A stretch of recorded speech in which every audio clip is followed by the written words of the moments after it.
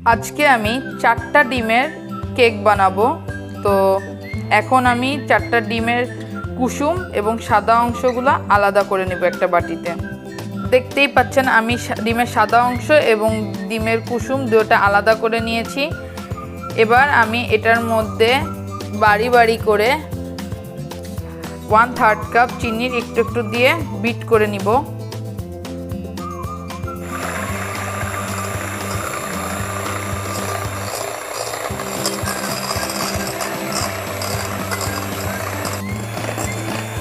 এখন দেখতেই পাচ্ছেন যে আমার ক্রিমগুলোর অবস্থা,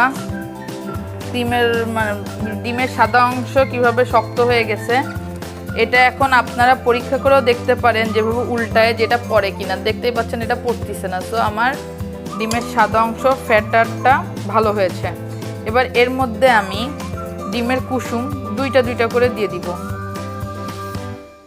ডিমের কুসুম দিয়ে আমি এটাকে আবার ফেটে নিচ্ছি সাদা অংশের সাথে, যেন খুব সুন্দর করে ভালোভাবে এটা যেন মিশে যায়। তারপরে আমি আরও দুটো যেটা আছে ডিমের কুসুম ওই দুটাও দিয়ে দিব। আর আমি 1/4 কাপ সয়াবিন তেল দিয়ে দিব। আপনারা চাইলে অলিভ অয়েলও দিতে পারেন বা যে কোনো ধরনের তেল দিতে পারেন। আপনারা আমার এর আগে মালাই কেকে দেখেছিলেন যে আমি ওখানে কোনো তেল ইউজ করিনি কেক তৈরির সময়, বাট আমি ক্রিম কেকের সময় সেটা ইউজ করি। এবার আমি সামান্য পরিমাণে ভ্যানিলা এসেন্স দিয়ে দিচ্ছি। আমি এখানে 1 কাপ থেকে 1 টেবিল চামচের মতো কম ময়দা নিয়েছি এবং সেই 1 টেবিল চামচ পরিমাণ গুঁড়া দুধ এখানে দিয়ে দিয়েছি। এবার এই মিশ্রণটাকে আমি একটা জালিতে দিয়ে দিব এবং এর সাথে 1 চা চামচ পরিমাণ বেকিং পাউডার। আমি এখানে ফোস্টার ক্লার্কের বেকিং পাউডার ইউজ করেছি। আপনারা যে কোনো বেকিং পাউডার ইউজ করতে পারেন। আর আমি 1 চা চামচের মতো বেকিং সোডা দিয়ে দিলাম। বাটিতে নিয়ে নিব ছেড়ে। এবার আমি অল্প অল্প করে ময়দাটা দিয়ে কেকের মিশ্রণের সাথে মিশিয়ে দিব। আপনারা মনে রাখবেন কেকের এই ডিমের এই মিশ্রণের সাথে যখন আপনারা এই ময়দাটা মিশাবেন তখন যেন একই দিকেই আপনারা আপনাদের চামচ ঘোরাতে থাকেন। বিপরীত দিকে ঘোরালে হবে না, তাহলে যেই ফোমিনেসটা আছে সেটা নষ্ট হয়ে যেতে পারে। আমি যখন এই ময়দার মিশ্রণটিতে সব দিচ্ছিলাম তখন আমি লবণও অ্যাড করেছি, তো সেটা আমি দেখাতে ভুলে গিয়েছিলাম। তো আপনারা স্বাদ মতো লবণ দিয়ে নেবেন। আমি 1 চিমটি পরিমাণে লবণ ব্যবহার করেছি। এবার আমি কেকের এই ব্যাটারটা আমার এই ছাঁচের মধ্যে তেল মিশিয়ে নিয়েছি, এটার মধ্যে ঢেলে দিব।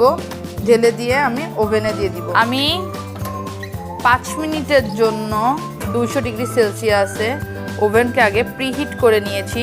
এবার আমি একটু টেম্পারেচার কমিয়ে 180-তে দিয়ে 20 মিনিটের জন্য কেকটা বানানো হওয়ার জন্য দিয়ে দিলাম। 20 মিনিট পরে আমি আমার কেকটাকে বের করে একটু দেখব যে ভিতরে হয়েছে কিনা।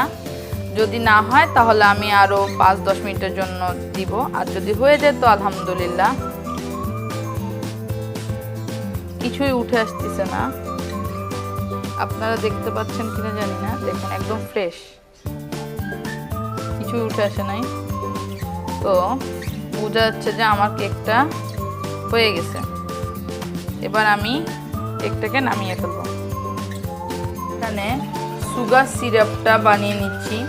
আমি 3 চা চামচের মতো চিনি নিয়েছি, আবার 3 চা চামচের মতো গুঁড়া দুধ দিয়েছি, আর সামান্য পরিমাণে যেটুকু পরিমাণে আর কি পানি লাগে সেই পানিটুকু দিয়ে দিয়েছি। এবার আমি এটাকে কিছুক্ষণ জ্বালিয়ে একটু ঘন করে নিব। এখন আমি কেকটাকে ছাঁচ থেকে বের করব।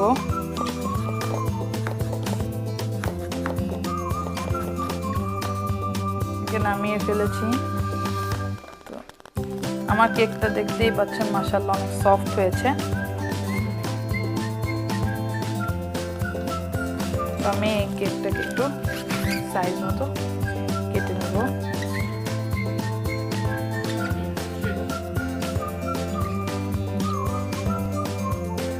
এবার আমি আমার করে রাখা সেই দুধের আর চিনির সিরাপটা দিয়ে দিব।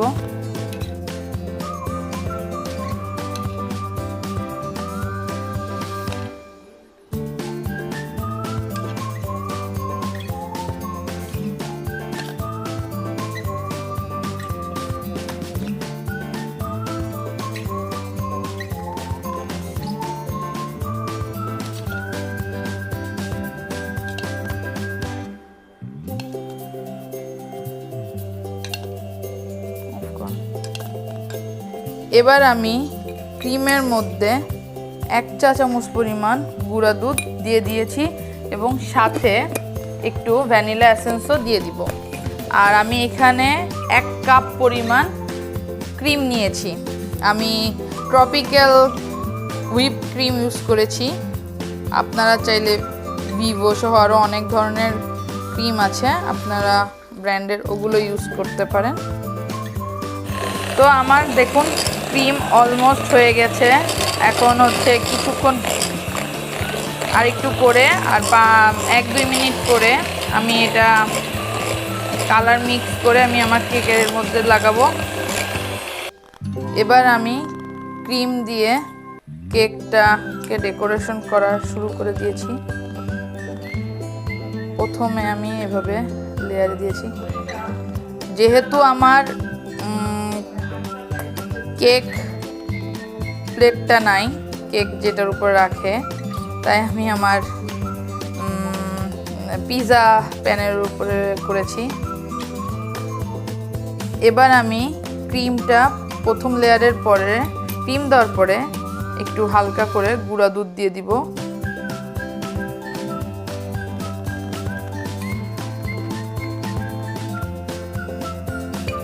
আপনারা যখন চকলেটের কেক বানাবেন বা বানান তখন হচ্ছে চকলেট সিরাপ ওটা দিয়ে দেন। আমি গুঁড়া দুধ একদম ভ্যানিলা বানিয়েছি, তো আমি গুঁড়া দুধটাই দিয়েছি। এই যে আমার কেকের ফাইনাল লুক। আসলে আমি নতুন কেক বানানো শিখছি ক্রিম দিয়ে, তাই যেরকম পারি সেরকম আর কি একটা ডিজাইন করেছি। আমি নিজেই ট্রাই করছি। এই যে কেকের পিস দেখতেই পাচ্ছেন, খারাপ হয় নাই। সো আমি আজকে এখানে ভিডিওটা শেষ করছি। আশা করি আপনাদের ভিডিওটি ভালো লেগেছে। আর যদি ভালো লেগে থাকে তাহলে লাইক, কমেন্ট, শেয়ার এবং সাবস্ক্রাইব করে দিন। Thank you.